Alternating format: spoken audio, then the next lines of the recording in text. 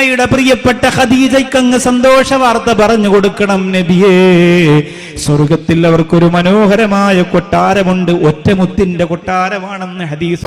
എന്റെ നബിയോടാണ് എനിക്കു പ്രേമം, സ്നേഹക്കടലോടാണ് എനിക്കു ദാഹം.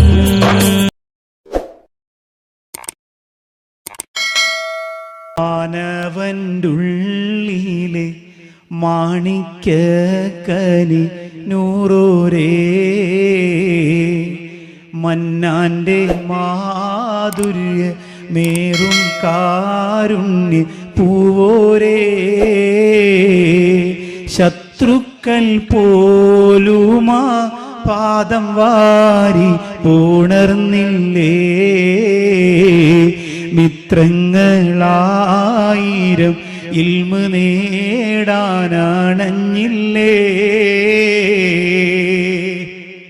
മൗലായ സൊല്ലീവ സൊല്ലിം ദായിമൻ അബദാ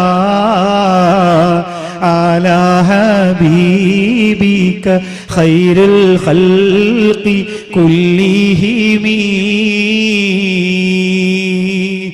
പുന്നാര ഹബീബ് സല്ലല്ലാഹു അലൈഹി വസല്ലമ തങ്ങൾ ഒരു രാത്രിയിൽ ഒരു മനോഹരമായ സ്വപ്നം കണ്ടു. അള്ളാന്റെ ഹബീബ് സല്ലല്ലാഹു അലൈഹി വസല്ലമ തങ്ങൾ മനോഹരമായ സ്വർഗത്തിൽ ഒരു കൊട്ടാരം കണ്ടു.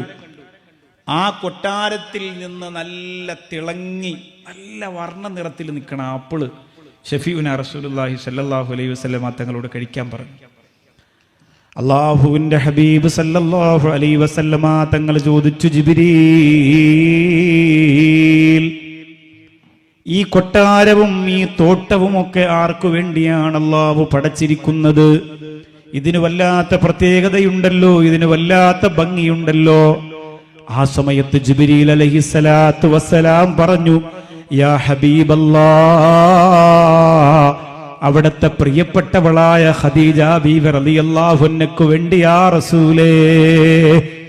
നേരിട്ട് ജിബ്രീൽ അലൈഹിസ്സലാത്തു വസ്സലാം ഇറങ്ങി വന്ന ഒരു സമയം മുത്ത് നബിയോട് പറഞ്ഞു കൊടുക്കുന്നു, അല്ല പറഞ്ഞിട്ടുണ്ട് നബിയേ, വബശ്ശിർഹാ ബിബൈത്തിൻ ഫിൽ ജന്ന, സ്വർഗത്തിൽ അവർക്ക് വേണ്ടി മനോഹരമായ ഒരു കൊട്ടാരമുണ്ട് എന്ന സന്തോഷം ഖദീജയോട് പറയാൻ അല്ല പറഞ്ഞിട്ടുണ്ട് നബിയേ. എന്തേ ഇത്ര മാത്രം? അള്ളാഹു പോലും ആദരിക്കാനും അല്ല പോലും സലാം പറഞ്ഞു വിടാനും ഈ ദുനിയാവിൽ വെച്ച് തന്നെ സ്വർഗത്തിന്റെ മാളികയുടെ മനോഹരമായ സന്തോഷ വർത്തമാനം ഖദീജ ബീവി റളിയല്ലാഹു തആല അൻഹയോട് അള്ളാഹു അറിയിച്ചു കൊടുക്കാനുള്ള പ്രധാനപ്പെട്ട കാരണമെന്തേ?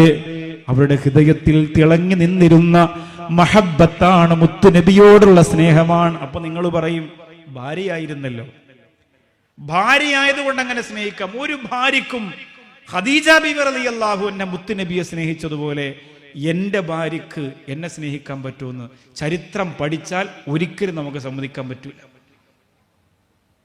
നിങ്ങളുടെ ഭാര്യ, നിങ്ങളിപ്പോൾ പറയും ഭയങ്കര സ്നേഹമാണ്, കുറേ പ്രായമൊക്കെ ആയപ്പോൾ ഇപ്പോഴാണ് അവളെ സ്നേഹം എനിക്ക് മനസ്സിലായത്. ചെറുപ്പകാലത്തിൽ ഞാൻ കുറച്ച് മതിലൊക്കെ ചാടിയിട്ടുണ്ടെങ്കിലും ഇപ്പോഴാണ് എൻ്റെ ഭാര്യയുടെ സ്നേഹം എനിക്ക് മനസ്സിലായത്. കാരണം ഉമ്മയില്ല, ഉപ്പയില്ല, മക്കളും കുടുംബക്കാരൊക്കെ പലതും പല വഴിക്ക് പോയപ്പോൾ ഇപ്പം അവസാന സമയത്ത് എനിക്ക് ഇച്ചിരി വെള്ളം തരാനും ഇച്ചിരി കാലിലൊന്ന് പിന്നെ ദന്നന്തരം കുഴമ്പൊക്കെ ഇട്ട് തടവി തരാനും ഇച്ചിരി ജീരകാരിഷ്ടമൊക്കെ ഒഴിച്ച് ഗ്ലാസ്സിൽ ഒഴിച്ച് തരാനും ഒക്കെ എൻ്റെ ഭാര്യയുണ്ട്. ഇപ്പോഴാണ് അവളെ സ്നേഹം എനിക്ക് മനസ്സിലായത്. അവൾ വല്ലാത്തൊരു ലോകമാണ് ഉസ്താദെ ഭാര്യയെന്ന് ഒരുപാട് ഉപ്പുപ്പമാർ പറഞ്ഞ് കരയണ കണ്ടിട്ടുണ്ട്. ചെറുപ്പക്കാരെങ്ങനെ പറഞ്ഞ് കരയണ കണ്ടിട്ടില്ല, അല്ല ഉപ്പാപ്പാരെങ്ങനെ പറഞ്ഞ് ഒരുപാട് പേര് അങ്ങനെ ഒരു സന്തോഷം പറയുന്നത് കേട്ടിട്ടുണ്ട്. അള്ളാഹു കുടുംബജീവിതത്തിലൊക്കെ ബറക്കത്ത് ചെയ്യട്ടെ.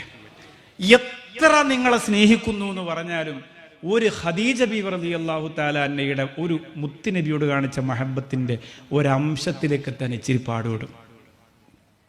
അത് വലിയ പ്രയാസമാണ്. പരിശുദ്ധ മക്കയുടെ എല്ലാ നൊമ്പരങ്ങളും അറിഞ്ഞു പുന്നാര ഹബീബ് സല്ലല്ലാഹു അലൈഹി വസല്ലമ തങ്ങളോടൊപ്പം ആര്? ഖദീജ ബീവി റളിയല്ലാഹു അൻഹ. എല്ലാ സന്തോഷവും അറിഞ്ഞു, എല്ലാ സങ്കടവും അറിഞ്ഞു. ജിബ്രീൽ അലൈഹിസ്സലാം വന്നു പറഞ്ഞു, നബിയേ, അങ്ങയുടെ പ്രിയപ്പെട്ട ഖദീജയ്ക്ക് അങ്ങ് സന്തോഷ വാർത്ത പറഞ്ഞു കൊടുക്കണം നബിയേ. സ്വർഗത്തിൽ അവർക്കൊരു മനോഹരമായ കൊട്ടാരമുണ്ട്, ഒറ്റമുത്തിന്റെ കൊട്ടാരമാണെന്ന് ഹദീസുകളിൽ കാണാം. ഒറ്റമുത്തിന്റെ മാളികാ സൗദം ഖദീജ ബീവി റളിയല്ലാഹു അൻഹ കൊണ്ടെന്ന് അല്ലാഹുവിന്റെ റസൂൽ എവിടെന്ന് പറഞ്ഞു കൊടുക്കണം. എത്രയോ പ്രധാനപ്പെട്ട സ്ഥലങ്ങളിൽ തന്റെ ഹൃദയത്തിന്റെ ഉള്ളിൽ മുത്തുനബിയോടുള്ള മഹബത്ത് വ്യക്തമാക്കി ഖദീജ റളിയല്ലാഹു അൻഹ. നമ്മളിൽ പലരും കല്യാണത്തിന് മുമ്പ് അല്ലേ, ഇപ്പൊ ഈ പല സ്ഥലത്തും നിക്കാഹ് നടത്തി വെച്ച് പിന്നെ കുറച്ചാൾ കഴിഞ്ഞിട്ടാണല്ലോ കല്യാണം, 1 വർഷം 2 വർഷം. അത് ചില കല്യാണങ്ങളൊക്കെ മുടങ്ങിപ്പോലുണ്ട്. ഒരു കണക്കിന് ഫോൺ വിളിക്കുമ്പോഴും അവർ പരസ്പരം സംസാരിക്കുമ്പോഴും അത് ഹലാലാക്കാൻ ഈ നിക്കാഹ് ഉപകാരമാണ്. പക്ഷേ ആ നിക്കാഹ് കഴിയുമ്പോൾ തന്നെ കല്യാണം നടത്തി കൊടുത്തവരും പൊയ്ക്കോട്ടെ. പിന്നെ ഇനി കല്യാണത്തിന് 1 വർഷം കഴിഞ്ഞ് പിന്നെ എല്ലാവരും വിളിച്ചു കൂട്ടി ഒരു ഓഡിറ്റോറിയം, അത് ഭയങ്കര സംഭവമായിട്ട് ഇവിടെ നടക്കുന്നുണ്ട്.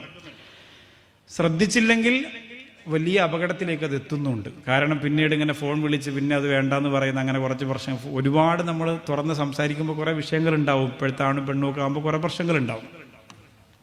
ശ്രദ്ധിച്ചില്ലെങ്കിൽ വല്ല അപകടത്തിലേക്ക് എത്തും. ഒരുപാട് ആളുകൾ ഫോൺ വിളിച്ച് പലതും പറയുന്നുണ്ട്. ഉസ്താദെ അങ്ങനെ സംഭവിച്ചു, എന്താണ് ചെയ്യുക, എൻ്റെ മോളും ഇങ്ങനെ കല്യാണം നിശ്ചയിച്ചു, നിക്കാഹൊക്കെ കഴിഞ്ഞു, ഇപ്പോൾ വേണ്ടാന്ന് പറയണം. അവൻ വളരെ വെറും അശ്ലീലമായ സംസാരമാണ് എന്നൊക്കെ പറയാണ്.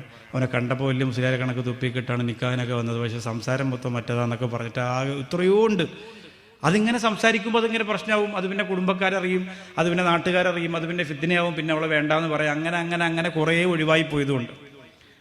അപ്പോൾ കല്യാണത്തിന് മുമ്പ് ചിലപ്പോൾ ഭർത്താവിന് ഇത്ര സ്വത്ത് കൊടുക്കുക എന്ന് പറയും, ഭാര്യയ്ക്ക് ഇത്ര സ്വത്ത് കൊടുക്കാതെ. കല്യാണം കഴിഞ്ഞാൽ ചിലപ്പോൾ അതിങ്ങനെ പതിയെ പിടിച്ചു വെക്കലാണ്. ഖദീജ ബീവി റളിയല്ലാഹു അൻഹ കല്യാണം കഴിഞ്ഞപ്പോൾ, നിക്കാഹ് കഴിഞ്ഞപ്പോൾ മുഴുവനും അങ്ങോട്ട് കൊടുക്കാൻ തീരുമാനിച്ചു. ഒന്നും ബാക്കി വെച്ചില്ല.